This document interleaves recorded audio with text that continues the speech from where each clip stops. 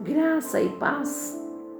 Hoje, dia 21 de abril de 2023.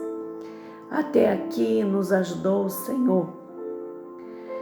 No livro de Lucas, capítulo 18, verso 31 até o 34, nos diz assim: Tomando consigo os 12, disse-lhes: Jesus, eis que subimos para Jerusalém, e vai cumprir-se ali tudo quanto está escrito, por intermédio dos profetas, no tocante ao Filho do Homem, pois será ele entregue aos gentios, escarnecido, ultrajado e cuspido.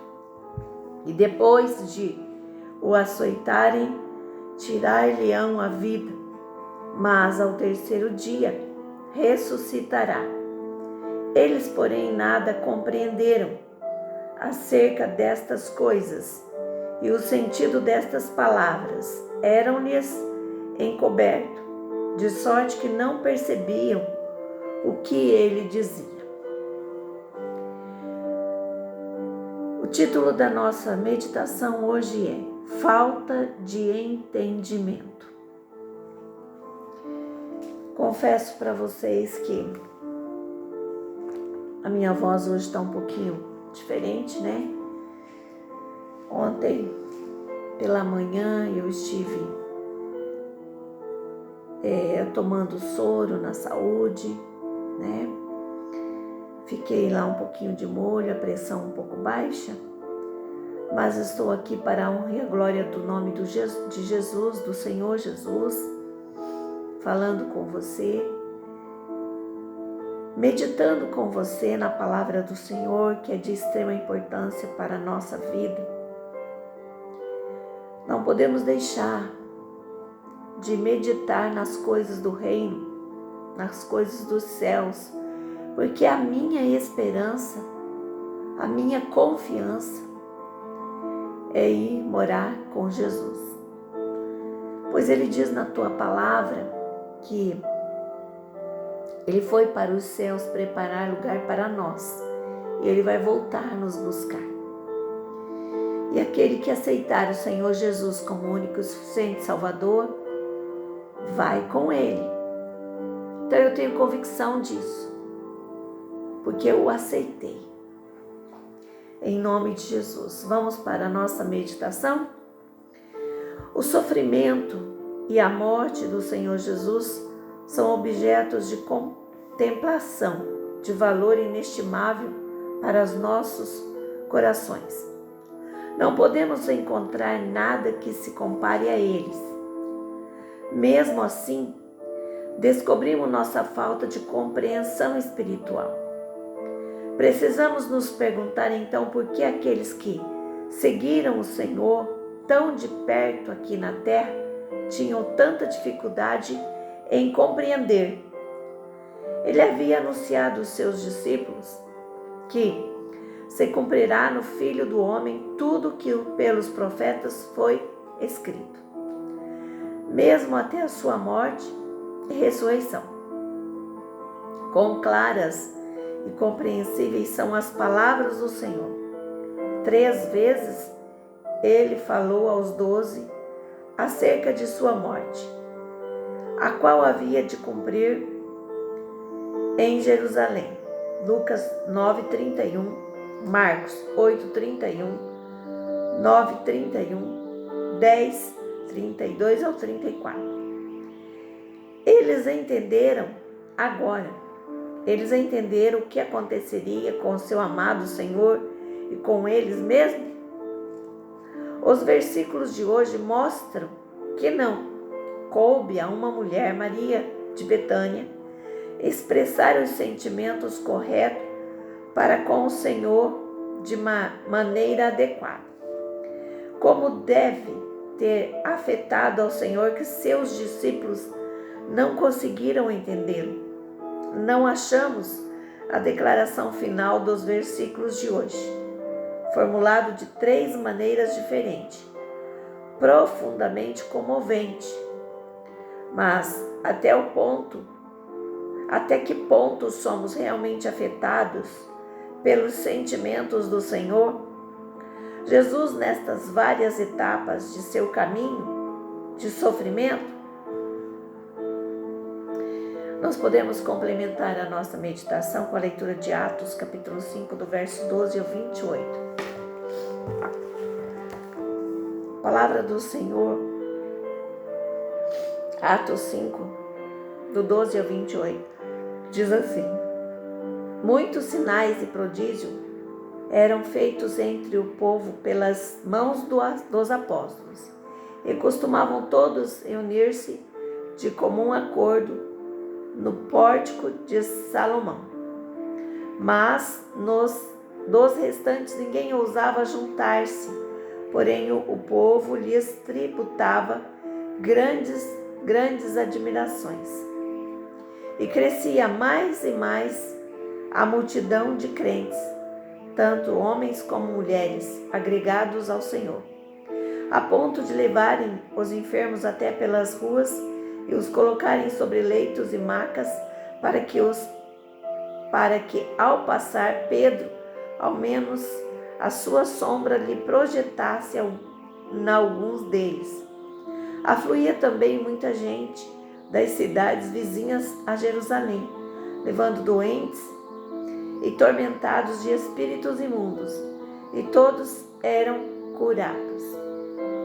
Aí vem a prisão dos apóstolos. Aqui já é após a ressurreição de Cristo. Eu quero compartilhar com você o versículo 28,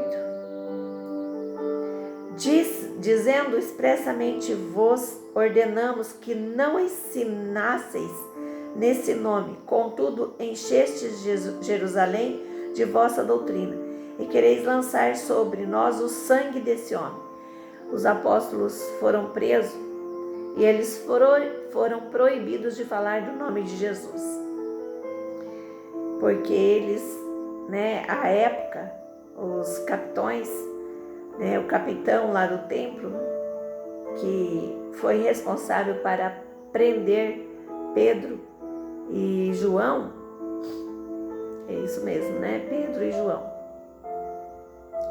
eles foram proibidos de falar do nome de Jesus, porque segundo aqui o capitão, ele está dizendo que os apóstolos queriam lançar o sangue de Cristo sobre aquele lugar.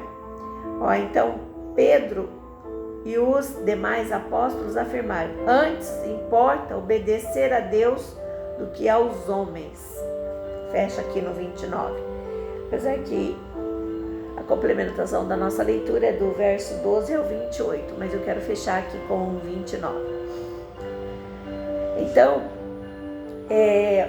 os apóstolos Pedro e João foram presos por estar anunciando e fazendo milagres em nome de Jesus.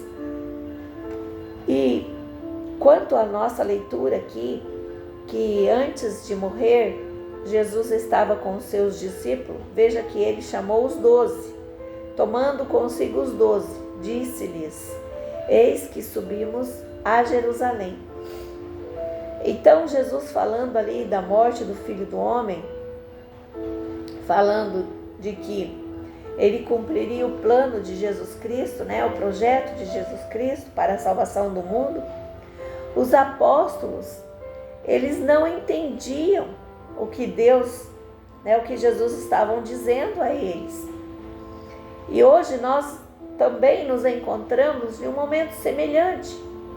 Jesus tem falado de sua volta, Jesus tem falado da grandeza, do reino de Deus, para aqueles que o aceitarem, para aqueles que estiverem junto dele, aceitando-o como Senhor e Salvador.